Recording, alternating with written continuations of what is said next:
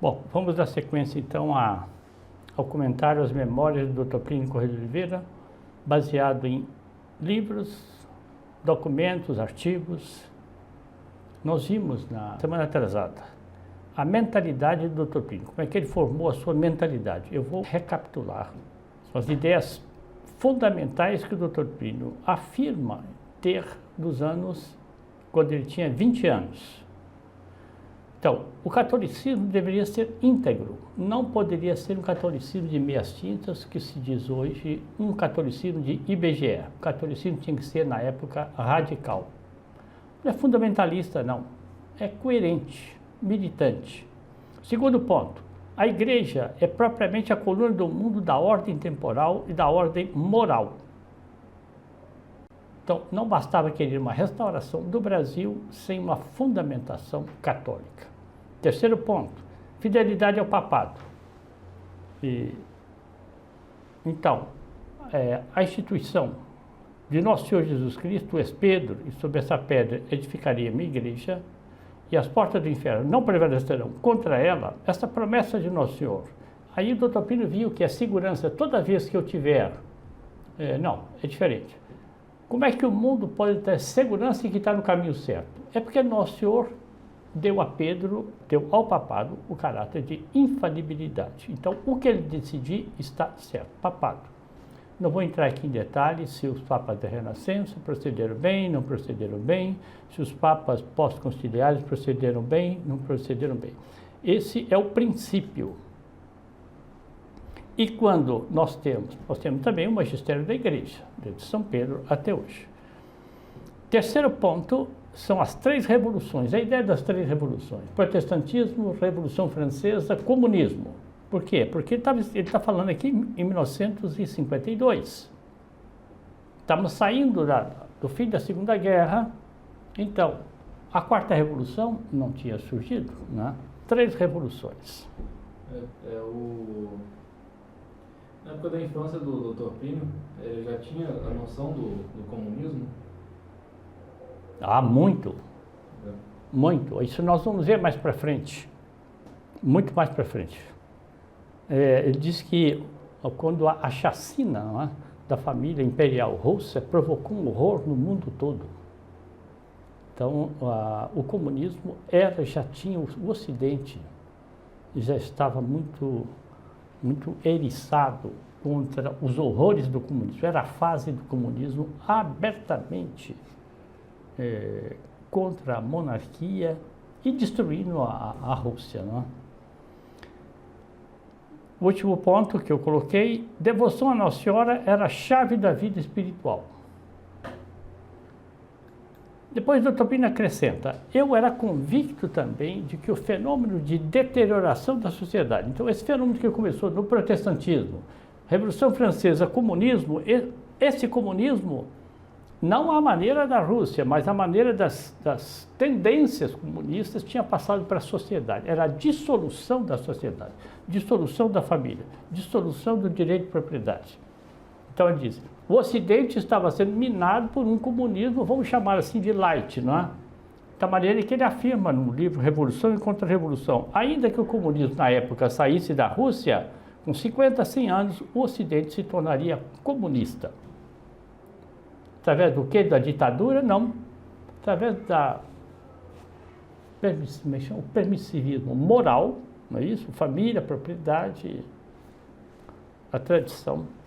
Bem, o Nelson Prodome, hoje em dia muitos das personalidades aí, comentadores de direito, utilizam o termo marxismo cultural para descrever os efeitos do comunismo dentro da sociedade temporal sem afetar diretamente o mercado capitalista. Então, bem antes disso, né, bem antes desse termo já ficar popularizado, o Sr. Dr. Plínio já tinha preocupação, já via como que o comunismo poderia penetrar dentro da sociedade sem em si extinguir o capital, como era previsto por Marx e Engels. Né? Eu não sou especialista nisso, mas essa noção de que o comunismo vem pelas ideias nunca foi tese do Dr. Plínio. tese deles que Marx publicou seu manifesto em 1848. E como é que foi o Ocidente? O Ocidente aderiu às ideias de Marx? Não, o que o Ocidente fez foi caminhar por um liberalismo desenfreado à abolição da família, à abolição da tradição, à abolição da hierarquia. O papel dos Estados Unidos na década de 1920, 1930, 1940 foi um poderoso fator de dissolução do Ocidente cristão. Eles vão incluir isso aí no marxismo cultural? Mas na quarta revolução, sim. Olha só. Na revolução tendencial, sim. Então, assim, é mais importante aí, como o Dr. Plínio mostra, a revolução nas tendências, que depois nos costumes, na arte, na música. O Dr. Plínio comenta: eu estava convicto também de que nos encontrávamos muito adiantados desse fenômeno de decomposição do Ocidente. Estou falando de Rússia, não. E de que deveria explodir uma grande crise que determinaria o fim da civilização moderna. Essa crise é essa crise que nós estamos falando.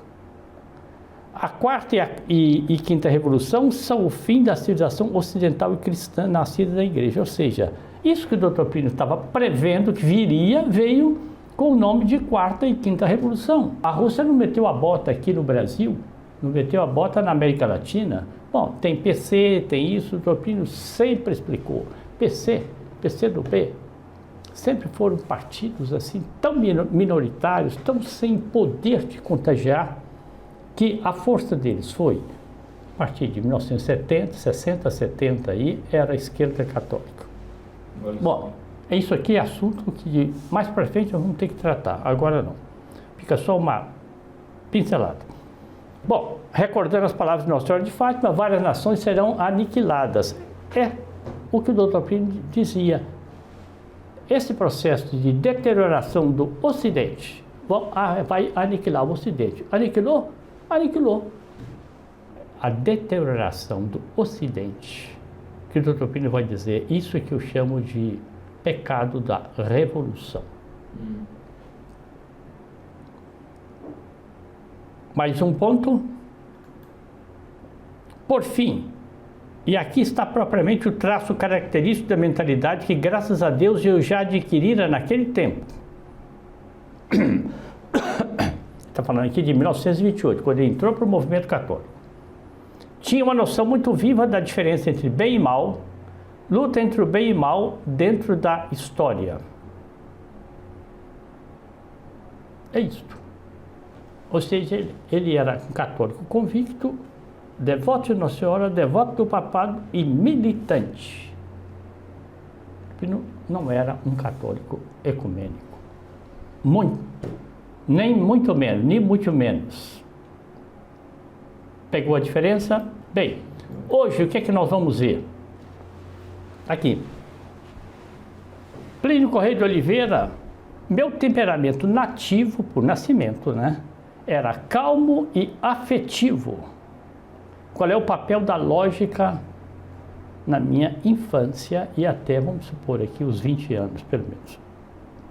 Matéria de hoje. Eu só tentei resumir a matéria do semana passada, como ele formou as ideias. Agora ele vai dizer, antes de eu formar essas ideias, havia um temperamento nativo. Então ele vai se reportar o quê? 4 anos, 5 anos, 6 anos de idade. O temperamento dele, como é que é o temperamento dele? Tá bem? Pensando aqui, quando eu estava preparando esta reunião, como é que uma pessoa vai entender bem o que é que o Dr. Plínio está falando da importância do temperamento dele, ou de qualquer pessoa? Por quê? Ele vai mostrar aqui, com o meu temperamento vinha meus defeitos e minhas qualidades. Eu tinha que olhar meus defeitos, combater, e tinha que ver minhas qualidades que a Nossa Senhora me deu e desenvolver. Então ele disse, não estou falando das ideias, as ideias vieram depois, o temperamento. E que é uma característica bem brasileira. Quais são esses pontos? muito calmo. Calmo, olha aqui, quase até a indolência, a preguiça. Segundo, muito equilibrado. Equilibrado até o incrível e o inconcebível. Muito equilibrado. Daqui a pouco vai ficar claro o que ele está dizendo.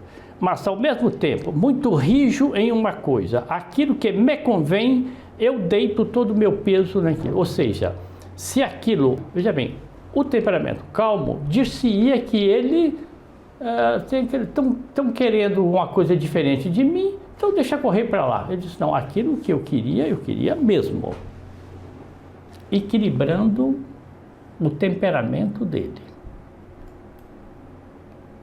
Continua. Por outro lado, é um temperamento muito tendente à moleza, ele falou, detestando a luta, detestando brigas, detestando qualquer coisa assim. A gente diria, então, doutor Plínio, o senhor, menino, 4 anos, 5 anos, 6 anos, 7 anos, 8 anos, tinha um ambiente tradicional onde o senhor vivia, o senhor tinha uma vida mais ou menos folgada, não tinha penúria, folgada.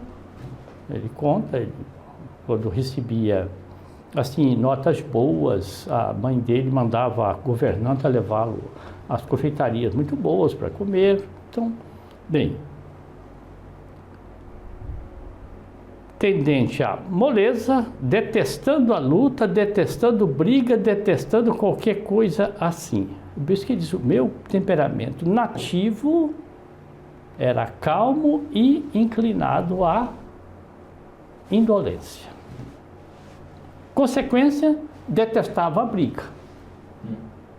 Temperamento. Como é que daqui saiu o lutador Plínio Corrêa de Oliveira? Porque é importante nós vermos o papel do temperamento. O temperamento dele ajudava por muitos aspectos, mas por outros aspectos era um empecilho à missão dele. Como é que o Dematei, professor Roberto Dematei, descobriu aí o cruzado do século XX? Poderia-se dizer que ele tinha um temperamento fleumático? Eu não entendo de temperamentos não, mas eu também sou inclinado que se corresponde ao temperamento fleumático. Continua. Mas também um temperamento que para um homem concebido no pecado original e, portanto, com todas as reservas que isto comporta, era fundamentalmente temperante. Vamos ver se a gente consegue explicar o que é isso aí.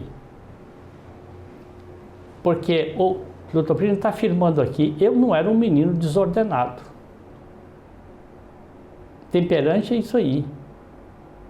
Então o Dr. Plínio nunca simpatizou com jazz band, nunca simpatizou com os filmes de Far West, nunca simpatizou com o box. Porque ele disse aqui, eu era fundamentalmente temperante. Tudo aquilo que é intemperança, eu segurava. O Nostradamus, né? Me parece que não seria só o temperamento, porque tem um fator da inocência também, certo? Então, um rapaz com esse temperamento que não tivesse a inocência, ele certamente cederia para diversas coisas. Então, o Sr. Dr. Plínio, por manter a inocência dele por tanto tempo, talvez conseguiu aproveitar os lados bons do temperamento mais indolente dele e rejeitar os lados ruins. Pois é, eu acho que quando se terminar o estudo da inocência, seria uma boa base, entendeu? Mostrar esse contraste, ou enriquecer com esses lados que estão aqui. Porque é verdade que quando ele descreve todo o ambiente da casa dele, da família dele, ele vai dizer aqui mais adiante um pouco, era uma família muito mais atrasada no processo revolucionário do que as famílias de igual nível social em São Paulo. Bem, mas ele poderia perfeitamente bem estar num ambiente muito mais conservador, se diria hoje, não é? E, no entanto, ser um menino desbragado, recusasse tudo isso, recusasse a própria inocência. eu não quero entrar aqui no conceito da inocência, porque, enfim, valeria uma exposição sua ou de outras pessoas mais adiante. Mas, fundamentalmente, o que é inocência? É uma fidelidade às graças do batismo. É isso. Isso que ele chama de inocência. Essas fichas aqui todas estão tiradas, eu as tirei do livro Minha Vida Pública, e aí foi editado em 2015. Documentado. Isso aqui tudo estão em palestras ou tiradas de, meu Deus, várias fontes aí.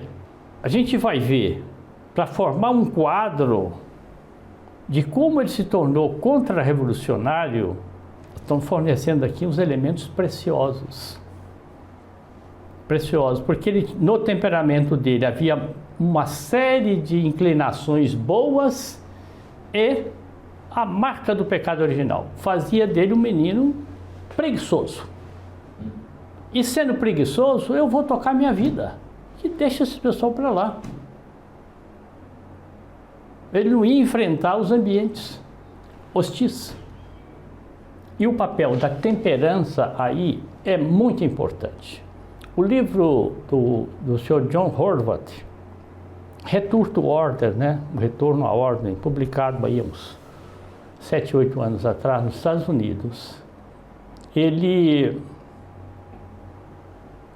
vai indicar o caminho pelo qual, concretamente, os Estados Unidos poderiam voltar. E ele incide especialmente nesse ponto. Houve nos Estados Unidos uma intemperança frenética, portanto, onde no século XVIII, século XIX, século XX. E essa intemperança frenética era o combustível para toda a adesão, né? Adesão que os Estados Unidos deram o que é? Deram ao rock and roll, ao cinema extravagante, às modas, à destruição da família enquanto sociedade, o uso de trajes esportivos, assim, né, que começaram. Isso tem vários, a gente pode recorrer, tem várias publicações do Dr. Plínio analisando isso aí em ambientes, costumes e civilizações. Então, vou repetir, ele estava dizendo, mas eu era temperante. Temperança, batismo, inocência, de um lado bem, do lado ruim, moleza, que o levava a querer rejeitar qualquer tipo de luta. E a contramissão que ele tinha que desenvolver. Quer dizer, aqui está o ponto que eu quereria ter dito no começo. A gente pode conceber a vida do Dr. Plínio e querer imaginar, não, o Dr. Plínio desde menino, 2, 3 anos de idade, ele já tinha intuição de que ele deveria fazer uma grande obra. Quando ele tinha 4 ou 5 anos, ele teve uma visão do anjo da guarda que disse para ele tal coisa. Quantas pessoas realmente canonizadas pela Santa Igreja que tiveram isso, outros não tiveram. Você mesmo faz as palestras aí sobre Santo Inácio. Eu não sei se Santo Inácio teve isso na infância, não consta. Consta? Não, só após o acidente. Veja lá, ele pegou, a graça o pegou mais ou menos no caminho de Damasco como pegou São Paulo. É ou não é? É isso. Mas tem quantos outros santos, né, do porte de Santo Inácio, que tiveram graças especialíssimas no começo da vida. Eu acho que é...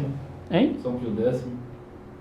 Pois é, eu assim, a Santa Teresinha teve. Mas é certo que tem muitos. Eu estou focando isso aqui por causa de quê? Para a gente entender como é que foi o processo do Dr. Plínio Corrêa de Oliveira. Foi batizado? Sim. Aliás, foram 6 meses, por razões tais, que ele foi batizado. Tudo isso que é de bom que tem, ele veio da onde? Veio do batismo, da graça, da devoção à Senhora, da Santa Igreja, claro, óbvio, né? Mas ele está mostrando aqui isso. Eu, para fazer a minha obra, a graça teve que trabalhar em cima de um temperamento, teve que trabalhar em cima de um homem concebido no pecado original. E ele está frisando o quê? A moleza e a aversão à luta, que era o oposto da vocação que ele tinha que desenvolver. Oposto, hein? Oposto. Ele vai ter que enfrentar. Bem, aqui entra outro lado positivo, favorável a ele. Desde pequeno, um feitio muito voltado para a lógica. Se a pessoa tem um feitio muito voltado para a lógica, ele está até vacinado contra as contradições. Claro. Ou você demonstra isso, então isso não vale nada. É a lógica que depois, quando ele vai entrar para o Colégio São Luís, aqui está a lógica de Santo Inácio. Vence até o positivismo, né, da época. Que era bom, também, mas não entendo como é que entraria o positivismo. O positivismo que leva tudo para o método científico, né? Eu acho até que a questão do positivismo vai de encontro aquelas ideias que ele disse que ele tinha antes. Por quê? Porque ele via que a devoção à Nossa Senhora era fundamental, que o papado era fundamental, que a Santa Igreja era verdadeira, não é isso? Que o mundo estava indo para o buraco. Essas ideias todas que ele tinha, e que para salvar a sociedade era preciso de uma regeneração moral. Deixa eu ver. Completamente opostas ao positivismo. A batalha dele, nós veremos mais adiante, quando entrou para a Faculdade de Direito de Largo de São Francisco, aí sim, foi contra esse positivismo, esse ateísmo militante, à maneira da época, não é? Bem, então aqui outro fator positivo para ele, lógica, gostava muito da lógica. Bem, aqui eu julgo que é necessário nós fazermos um resumo para entender bem o que ficou da reunião de hoje. Eu tinha um temperamento muito calmo, afetivo, achando que todas as pessoas eram bons. Isto é mais ou menos o que acontece com toda criança. Achar que todo mundo é bom, direito, reto, é uma característica da inocência infantil. Quais são as vantagens desse temperamento? Ele não gosta de agitação, portanto não gosta de intemperança, não gosta do jazz band, que é a música da época, não gostaria hoje do funk, do rock, de tudo mais que está aparecendo por aí. Ele é temperante e ele é propenso, ele é inclinado à reflexão. Esses são os lados positivos do temperamento natural dele. Eu estou repetindo. É o lado natural do Dr. Plínio, que as graças da Santa Igreja vão sobre ela, sobre esses lados naturais, vão propiciar o desenvolvimento deles e vão propiciar o combate aos lados negativos dele, errados dele. Quais são as desvantagens do Dr. Plínio? Moleza, indolência e não afeito à luta. E o outro lado positivo era voltado para a lógica. Veremos depois como ele gostava da lógica inaciana que ele viu nos padres jesuítas do Colégio São Luís. Bom, aqui ficou um resumo desta introdução. Aqui está uma fotografia de lado do Colégio São Luís. Pegou só uma partezinha, os meninos jogando futebol, tá vendo? Olha os trajes do futebol que estão aí, não é? Muito pitoresco. Atrás, o Dr. Plínio se refere várias vezes nas reuniões que ele fez sobre o Colégio São Luís, a infância dele, o tal bambuzal muito grande que havia nos fundos do colégio, e que tinha um movimento bonito até com o vento.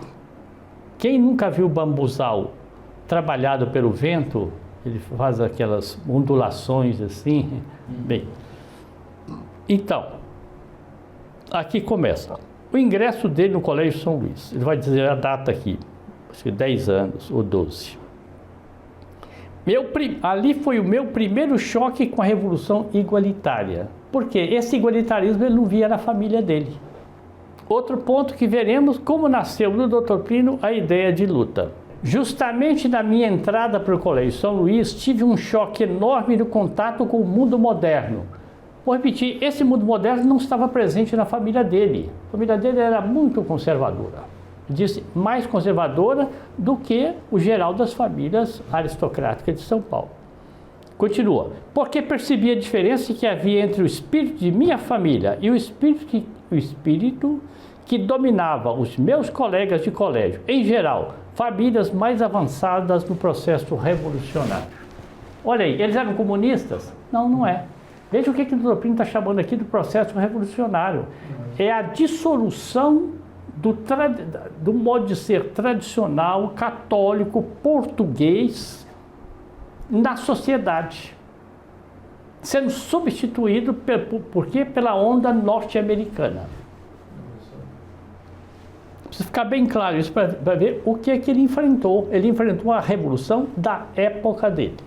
O Dr. Plínio, quando ele encontra esse ambiente que é totalmente averso ao ambiente da família dele, tendo em mente que ele era um rapaz que tinha a tendência ao recolhimento. É isso, a reflexão que ele chama, não é isso? Não seria lógico para ele, tendo isso em vista, ele pensar, não, eu não quero frequentar mais esse ambiente, quero ficar em casa só. Quer dizer, não ir para o colégio estudar? Não, eu quero ficar em casa, quero ficar no ambiente tradicional da minha família e não lidar com essa revolução. Então, em algum momento, ele teve um choque assim, que causou nele, de certa forma, um ódio aos elementos revolucionários, não para ele querer enfrentar aquilo e... Não seria difícil assim, pelo menos dar uma resposta rápida, né? O Dr. Plínio, ele não tinha vocação eclesiástica. A família dele, o pai dele era advogado, tinha na família Ribeiro dos Santos, que é de São Paulo, pessoas que tiveram proeminência na política, né? O tio-avô dele já foi o conselheiro do Império, né, que assinou a Lei Áurea junto com a abolição das escravaturas, junto com a princesa Isabel. Então, era uma família que tinha um destaque na sociedade. Como é que ele ia fazer? Ele ia ficar uma pessoa que não tinha, naquela época, um diploma. Todo o pessoal, assim de melhor família, ia para a faculdade de Direito. Ele precisava de uma representação social. Teve uma luta muito grande até contra as tendências dele, né? Pois é. Ele aguentar isso tudo. É o que nós vamos ver. Eu procurei procurei e vou procurar manter nessa série sobre a vida do Dr. Plínio uma linha de conduta para mostrar que o Dr. Plínio era uma pessoa normal. Boa inteligência, o que for, esforço, etc. Mas era uma pessoa normal, concebida no pecado original. E que teve, e com bom nascimento, evidentemente, né? Então, ele tinha que, para ele se afirmar, ele teve que lutar. Teve que lutar. Ele tinha um embasamento, assim, ele tinha um embasamento natural que comportava a missão dele, sabe? É diferente. Vamos supor que o Dr. Plínio fosse uma pessoa de família muito simples, tradicionalmente sem cultura, camponeses. Como é que ele ia liderar depois um movimento católico na sociedade de São Paulo que era culta, era aristocrática? Então a Providência poderia liderar sim, mas aí teria que ser uma ação da graça especialíssima, não é? E não foi o que aconteceu com ele. Porque se ele chega aos 20 anos, eu tive a visão, né? Lá como Santa Joana d'Arc, eu tive isso, então, a visão, e vocês vão me seguir por causa disso, não foi. Não foi. Ele teve que ir se afirmando dentro daquela sociedade e afirmando uma liderança, né? Não sei se eu consegui explicar. Porque é muito importante, que eu vejo pessoas por aí, e que nem quero citar quais são, que procuram passar do Dr. Plínio passar as memórias, a vida dele de uma maneira visionária. Visionária. O Plínio não era positivista, não era. Claro que não. Se ele visse o mar, quando o menininho como viu, ele admiraria o mar. Como poderia admirar a montanha, como poderia, quando ele descreve os esmaltes, aqueles pratinhos, né, esmaltados lindíssimos que tinha na casa dele e tudo. Ele admirava isso, claro, porque tá dentro, eu vou dizer, dentro do quê? Daquilo que você está fazendo, aquelas palestras, né, sobre a contemplação natural, que estava a missão dele. Tá bem? Não sei se estou conseguindo expressar.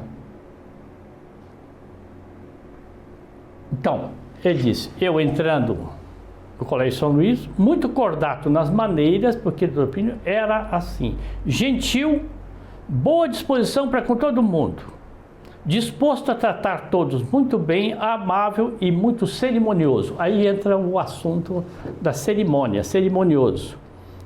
E encontrei, de repente, no Colégio São Luís, com o animalis homo do século XX. Quer dizer, encontrou uma brutalidade já entre os meninos que estavam abandonando esse aspecto da educação tradicional, da cortesia, adquirir já um perfil American Way of Life, um perfil norte-americano, da Revolução Norte-Americana. Para entender bem, era uma revolução, sim, é a revolução que fez com que a Europa deixasse o lado tradicional e as Américas também, e passasse a adotar esse novo modo de vida. Continua, lembro-me do meu atordoamento, mas é o impacto que ele recebeu no colégio. Foi meu primeiro contato com o igualitarismo, iniciava-se assim a grande luta da minha vida. Entendeu? Então vamos ver. Então a grande luta do Dr. Plínio foi contra o igualitarismo? Foi. Ele então, no livro Revolução e Contra-Revolução, ele diz, Lutero foi igualitário em matéria de religião. A Revolução Francesa foi igualitária em matéria político, social e hierárquica e tudo mais. E o comunismo é igualitário em matéria de finanças.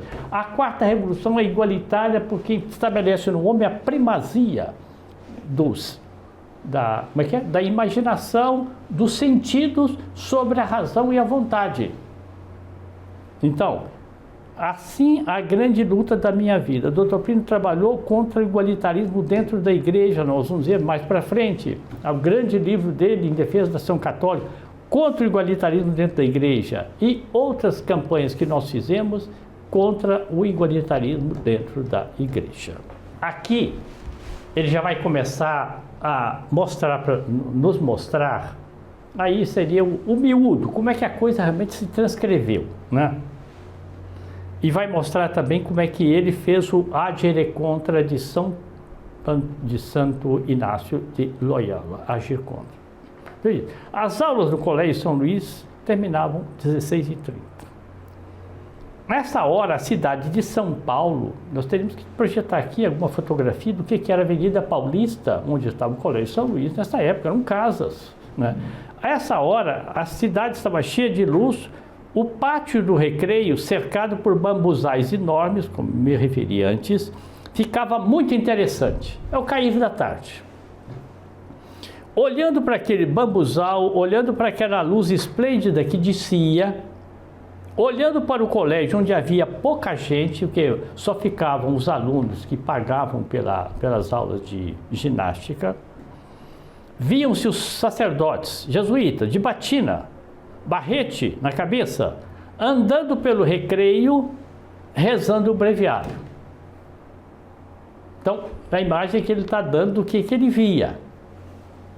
Era um ambiente muito recolhido e muito direito. Ele está falando aqui, então, 1918, 1920.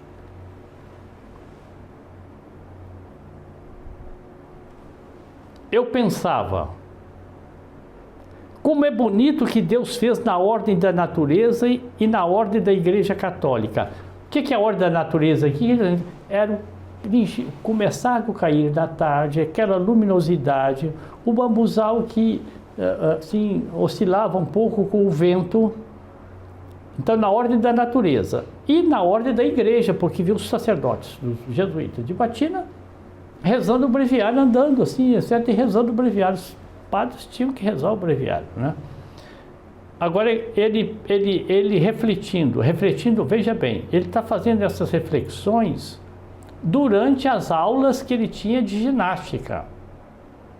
Vou mostrar aqui. Mas ninguém aqui aprecia isso.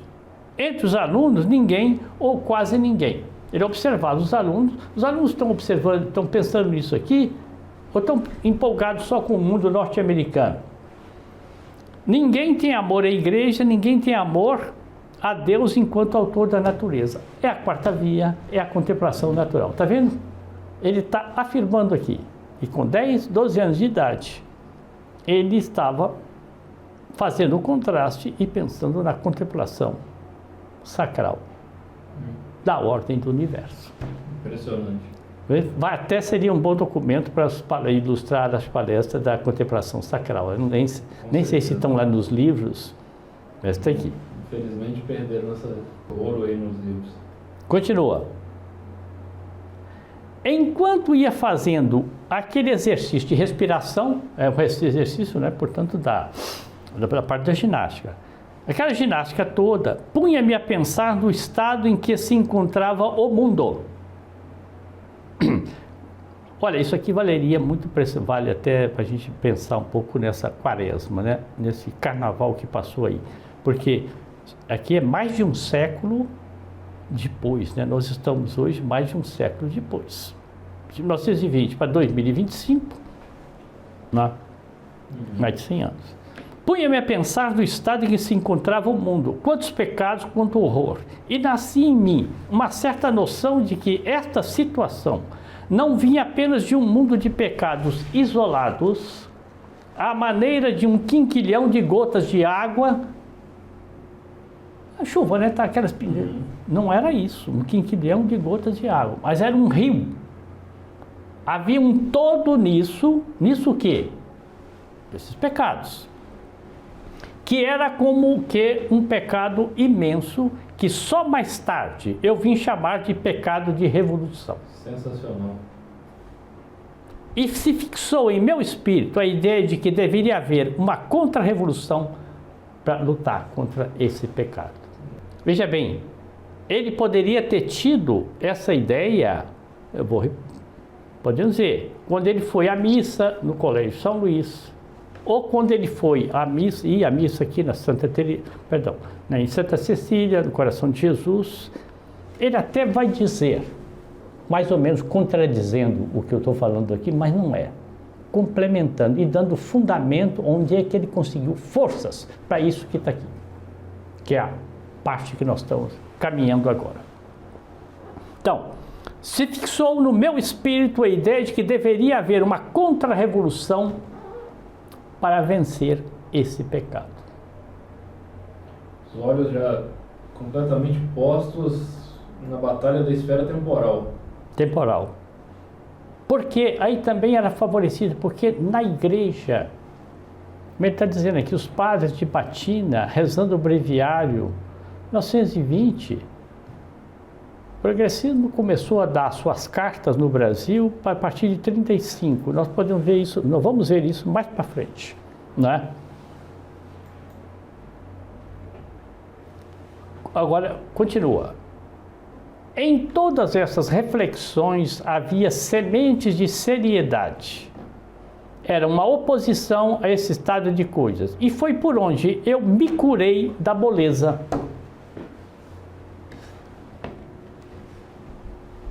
Ele disse, eu sou mole por temperamento, mas olha o que está acontecendo. Eu tinha então 11, 12 anos, mas foram as primeiras letras de um livro chamado Revolução e Contra-Revolução, que eu começava a compor. Ao mesmo tempo em que me preparava para a grande luta do futuro, que era a contra-revolução. Você pode ver, todos esses trechos que eu estou lendo tem números aí, esses números vão à fonte que estão citados, eu não coloquei aqui. Pode dizer, mas isso então foi um fenômeno natural? Nós veremos agora que não foi um fenômeno assim, como se ele fosse um grande corredor, um grande atleta, eu vi isso, eu enfrentei. Ele vai mostrar aqui de onde é que veio a força dele, para enfrentar isso aí. Agora, ele fala que semente de seriedade. Ele conceitua a seriedade, em outras palestras, como observar as coisas pelos seus lados mais altos. Aqueles que observam as coisas pelos seus lados mais baixos, né? Continua. Entre os jovens do Colégio São Luís, comecei a procurar alguém que tivesse um pouquinho, pelo menos, de semelhança de ideias comigo. É natural. Eu preciso me unir, preciso unir com outros. Procurei a mais não poder de procurar. Durante esse tempo de procura, não encontrei um sequer. O que de imediato encontrei no meu caminho foi o desdém, o afastamento, a humilhação, o fracasso. Hoje eles chamam isso de bullying, né? Bullying. É isso. O fracasso porque tentei em várias direções, mas não consegui nada e não encontrei ninguém. Ele vai em outras partes de descrição da adolescência dele, falar de um primo dele que era mais chegado a ele, mas que também não perseverou nessa linha. E conta também que no Colégio São Luís, José Gonzaga de Arruda, acho que é isso, e que tinha assim uma certa proximidade e que veio fazer parte depois do movimento da TFP. Inclusive fez fazer parte do Conselho Nacional da TFP. Foi um dos períodos mais terríveis de minha vida. Eu tinha que resistir à tentação de achar que nunca encontraria ninguém que pensasse como eu e que eu estava correndo atrás de uma meta absurda. Quer dizer, um sonhador. Podia ser perfeitamente, hein? Perfeitamente. Eu sou um sonhador, estou lutando contra moinhos de vento, vai pegar o romance, né, do Cervantes, né? Don Quixote. Então, estou correndo atrás do movimento. O mundo, nessa época, estava fascinado pela, vamos chamar de civilização aí, a palavra civilização, né? Do mundo norte-americano. Fascinado. Alberto Toplino comenta que houve um fator natural aí também, porque os Estados Unidos entraram na Primeira Guerra e eles decidiram a Primeira Guerra. Então a guerra terminou em 18 e o prestígio norte-americano ficou muito grande. Então favoreceu. Os Estados Unidos comandaram o trem da Revolução na década de 1920, 1930, 1940, 1950. A reação conservadora nos Estados Unidos começou por volta de 1960. Até então, era a destruição da civilização ocidental e cristã, dos costumes tradicionais. Sei que tem gente que pode não gostar desse comentário, mas é a realidade histórica. O Dr. Plínio chegou a publicar no Legionário, nessa época, de 1930, quando ele começa a escrever, um artigo com esse título: Nem Washington, nem Moscou. Então ele já estava, aí já tinha um grupo talvez lá da Faculdade de Direito, ou já estava no Legionário, e ele dizia: nem Washington, nem Moscou. Nós queremos a civilização católica com esses pontos que eu dei aí, né? Que ele está dando lá das ideias dele. igreja, católico convicto, não pode ser católico de IBGE, aceitação do papado como fundamento, devoção a Nossa Senhora e a restauração moral do mundo. Tem até muitos documentos de artigos dele no Legionário, justificando isso que está aqui. Não, justificando o que eu estou falando. O Dr. Plínio efetivamente tratou desses pontos no Legionário. Bem, agora então vem a chave de ouro. Ele, nesse estado, como é que ele ia fazer? Como é que ele ia fazer? Muitos desistiriam, né? De outro lado, agora aqui, veja o último parágrafo aí. De outro lado, alguma coisa me dizia no fundo da alma, não desista, não é aparição, não é revelação, é uma certeza interior da graça, dada pela graça. Não desista, faça, porque aparece, faça que você encontra. Aí vem então a chave da força que ele recebeu. A grande resolução tomada aos pés de Nossa Senhora ajudou-me muito nessa dificuldade, quer dizer, vencer, lute, né? Vencer. Bem, essa aqui é a imagem de Nossa Senhora do Bom Conselho de Genazzano, não é de Genazzano, Bom Conselho, né? Que estava na capela do Colégio São Luís, diante da qual ele ia e rezava também. Ele vai se referir à imagem daqui a pouco. Imagina quadro, pode ser visitado quando formos em São Paulo. Continua. Devido a um certo conjunto de circunstâncias sobre as quais não vale a pena entrar, quer dizer, eu não quero contar aqui, o Dr. Plínio está dizendo isso nas memórias, das reuniões.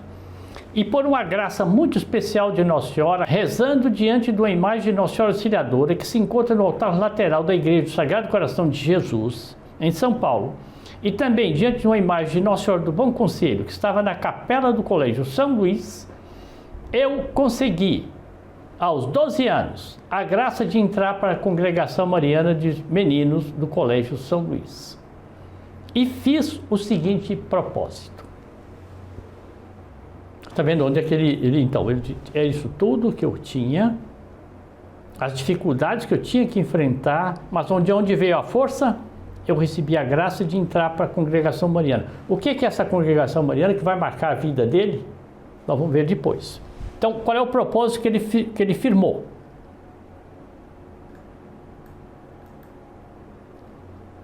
Aconteça comigo o que acontecer. Olha, é um menino de 12 anos.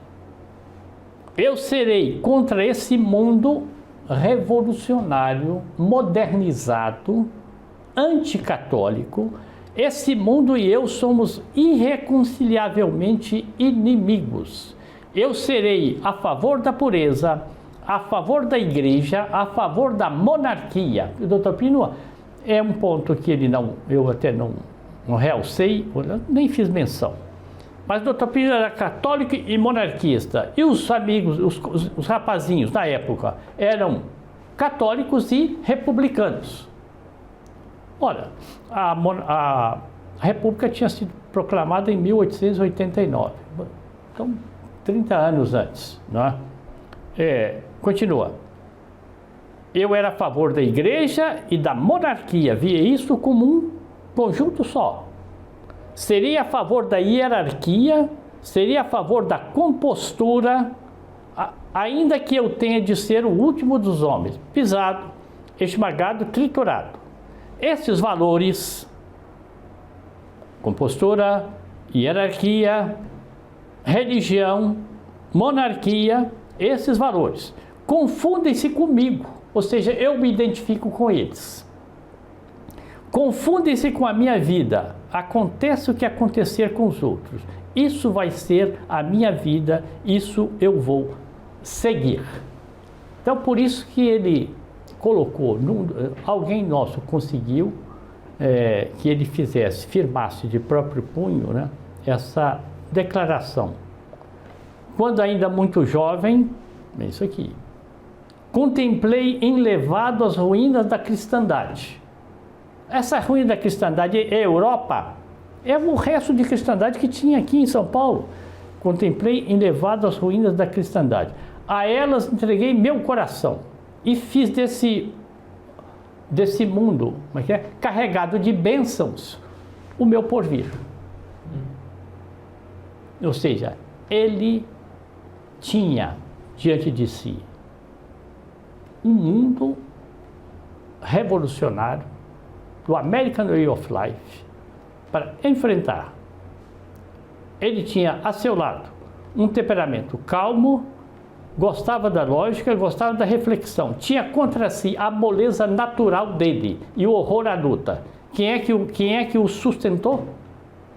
A devoção à Nossa Senhora, como ele está declarando aqui. E até nós podemos ver, em outra ocasião, concretamente, qual é que foi o episódio dele na Igreja do Coração de Jesus, aqui no Campos Elíseos, Champs-Élysées. Bom, esta é a esperança que está aí. Por fim, meu Imaculado Coração triunfará. Sensacional, seu Marcos. Sensacional. Eu acho assim, nós temos que compreender que, de fato, Dr. Plínio abriu um caminho chamado Contra-Revolução. Documentou esse caminho através da vida dele e das obras que ele escreveu.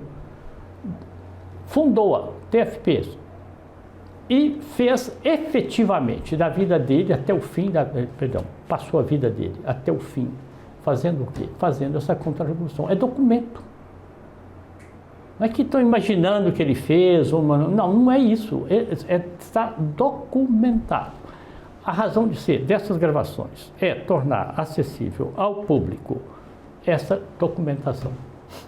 Vamos agradecer a Nossa Senhora, Pai de Filhos, Espírito Santo também.